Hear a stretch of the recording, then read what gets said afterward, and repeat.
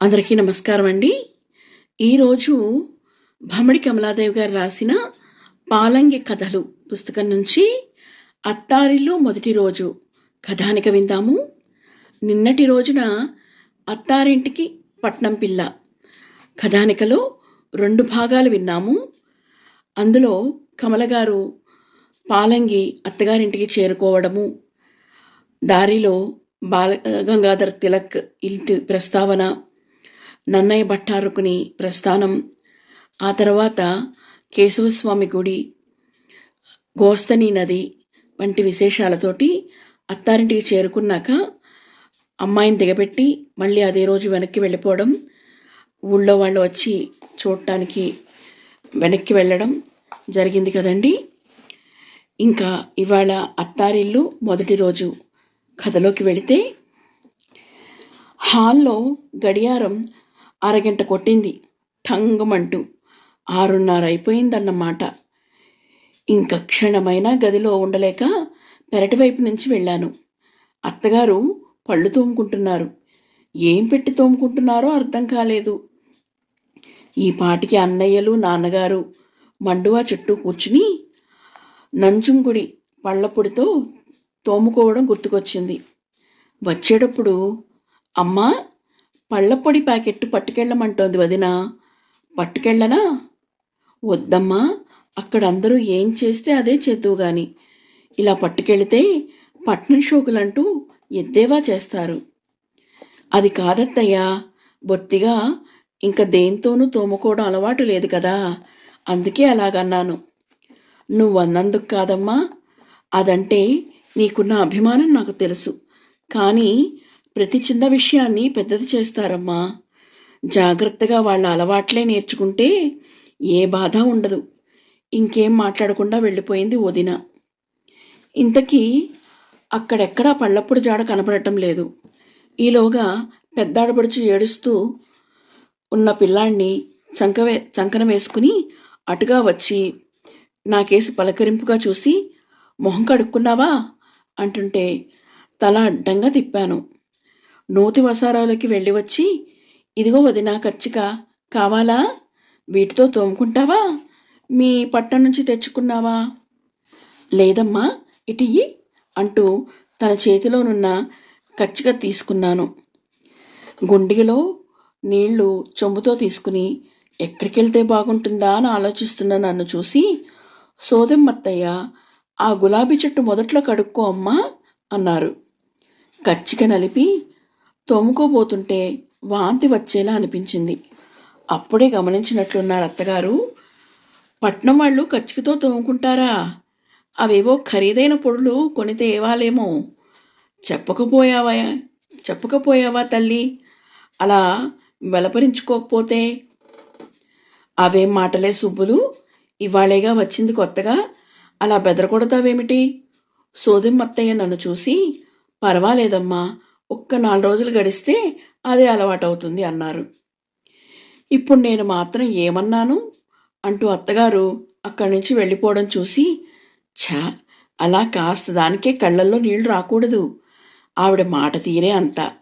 అయినా వెళ్ళి మీ ఆయన దగ్గర అదేదో ముద్దలాంటిది ఉంటుంది కదా, తెచ్చుకుని ఆ పెరట్లోకి వెళ్ళి కడుక్కొచ్చేయి అన్నారు. అక్కర్లేదండి అంటూ బలవంతాన తోముకుని కడుక్కున్నాను. కానీ నాలిక గీసుకోవడం ఎలాగో అర్థం కాలేదు. అరెరే, వాళ్ళెవ్వరినీ గమనించలేదే అనుకుంటూ దిక్కులు చూస్తుంటే, నన్నే గమనిస్తున్న సోదమ్మగారు పక్కనే ఉన్న కొబ్బరాకు చీల్చి బద్ద చేసి గబుక్కన నాకు అందించింది.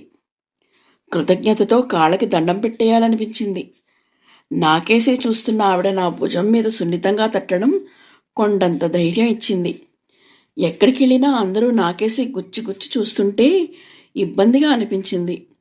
అయినా ఈ జనారణ్యంలో ఒంటరిదాన్ని కానని, సోదెమ్మత్తయ్యని భగవంతుడు నా కోసమే పంపాడని అనుకున్నాక కాస్త ధైర్యం వచ్చింది.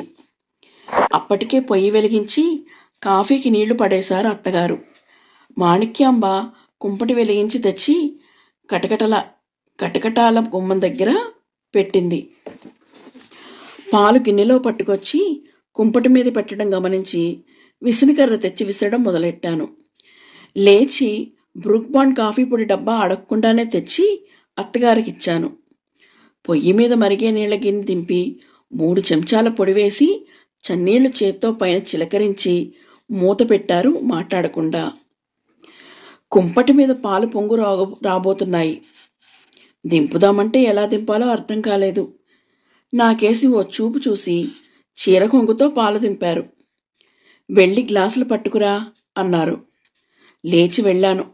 గ్లాసులు ఎక్కడుంటాయో తెలీదు. ఆడబడుచు అటుగా వస్తుంటే గ్లాసులని సౌంజ్ఞ చేశా. అర్థం చేసుకుని వంటవసారాల నుంచి 4 నిన్న రాత్రి పిల్లలు మంచినీళ్లు తాగినవి, పాలు తాగినవి గ్లాసులు హాల్లోనూ గదిలోనూ ఉంటే అన్నీ పోగేసి తెచ్చి నా చేతికిచ్చి నూతి దగ్గరికి వెళ్ళి తోమి కడిగి తెచ్చి ఇయ్యమంది. అలాగే చేశాను. పిల్లలంతా ఒక్కొక్కళ్ళే చేరారు కుంపటి దగ్గరికి. అన్ని గ్లాసుల్లోనూ కాఫీ పోస్తుంటే అర్థం కాలేదు ముందర. చిన్నపిల్లలతో సహా అందరూ కాఫీయే తాగుతారని అర్థమైంది. మాణిక్యాంబ పిల్లవాడిని ఒళ్ళో కూర్చోబెట్టుకుని తానో గ్లాస్ తీసుకుంటూ, నువ్వు తాగేయి, అన్నయ్య ఎలాగూ అప్పుడే లేవడుగా అంది. సోదెమ్మత్తంకి ఓ గ్లాస్ అందించి నేను గ్లాస్ తీసుకుని ఆవిడ పక్కనే నిలబడి తాగుతున్నాను. వదిన చేసే ఫిల్టర్ కాఫీ గుర్తుకొచ్చింది. మళ్ళీ చిక్కటి పాలతో కలిపిన కాఫీ కుండలేశ్వరం పిన్ని పెట్టిన కాఫీని గుర్తు తెచ్చింది. ఏం పుట్టిలు గుర్తుకొచ్చిందా? మాట కూడా వినబడనంత పరధ్యానం. ఉలిక్కిపడి వాస్తవంలోకి వచ్చాను. మీ ఇంట్లో పొయ్యల మీదేగా వంట. పొయ్యి అలకటం చేతవునా? అత్తగారి ఆరా. ఏం చెప్పాలో తెలీదు. నిజానికి ఎప్పుడూ పొయ్యి అలకలేదు. అయినా వదిన ఎప్పుడు 3 కుంపట్ల మీద వండేది కదా, ఎలా చెప్పాలి?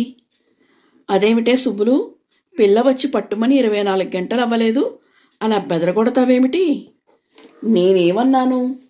పొయ్యి అలకమనలేదుగా, వచ్చా అన్నానంతే. ఈలోగా 2 సంవత్సరాల ఆడబడుచు గదిలోంచి ఏడుస్తూ వచ్చి వాళ్ళమ్మ ఒళ్ళో వాలింది. దాన్ని సముదాయించి ముద్దు చేసే సందట్లో విషయం మరుగున పడింది. ఇప్పుడు నేనేం చెయ్యాలో తెలియటం లేదు. ఈ పని చెయ్యి అని పురమాయిస్తే బాగుణ్ణు. సోదెమ్మత్త నా మనసు చదివినట్లే, చీపురుతో ప్రాచులు తుడిచేసిరా, మీ గది ఆనకు తుడుద్దు గాని వెళ్ళు అంటూ కాఫీ గ్లాస్ పెరటి చివర పడేసి చెయ్యి కడుక్కుని చీపురు తెచ్చి నా చేతికిచ్చింది. నేను ఎడం చేతితో చీపురు అందుకుని వెళ్ళి నా గ్లాస్ కూడా ఆవిడ ఉంచిన చోటే ఉంచి చెయ్యి కడుక్కుని మరీ వచ్చాను. నన్ను మెప్పుకోలుగా చూస్తూ, మంచి గ్రహింపు ఉన్న పిల్లవే, వెళ్ళు అంది. పిల్లలంతా లేచేశారు. అత్తగారి గదిలోకి వెళ్ళాను. పిల్లలు ఉచ్చలపోసి బొంతలు దుప్పట్లు తీసి పక్కన పడేసి చిన్న చిన్న నులక మంచాలు ఒకదాని కిందకు మరొకటి తోసి నిన్న రాత్రి వాటిని పందిరి మంచం కింద ఒకదాని కిందకి నుంచి ఒకటి లాగడం చూశాను. గది తుడిచేశా. కానీ ఆ కంపుకి కడుపులో దేవినట్లయింది. ఒక్కసారిగా తమాయించుకుని తలుపులు తెరిచిన కిటికీలోంచి బయటకు చూస్తే విరబూసిన గులాబీలు, నిన్న రాత్రి కోయగా మిగిలిన మల్లెలు, వాటిని మించి వచ్చిన గాలి కాస్త నన్ను సేద తీర్చాయి. ఇక్కడే ఉండవలసిన నువ్వు దీనిని అసహించుకోకూడదు. ఈ వాసనలన్నీ తట్టుకోవడం అలవాటు చేసుకోవాల్సుమా అని ఎవరో నా చెవుల్లో చెబుతున్నట్లుగా అనిపించింది. నిజమే కదా. ఈలోగా మాణిక్యాంబ వచ్చి ఆ బొంతలన్నీ తీసుకెళ్ళి పెరట్లో నూతి దగ్గర పడేసింది. హమ్మయ్యా అనుకున్నాను. ఇదండి, ఇవాళ ఇక్కడితో ఆపుతున్నాను. రేపటి భాగంలో ఏం జరుగుతుందో చూద్దాము. కథ నచ్చినట్లయితే లైక్ చేయండి, షేర్ చేయండి, ఛానల్ని సబ్స్క్రైబ్ చేసుకోండి. మీ సలహాలు సూచనలు ఏవైనా ఉంటే కామెంట్ బాక్స్లో తెలియజేయగలరు. Thank you. ధన్యవాదాలు.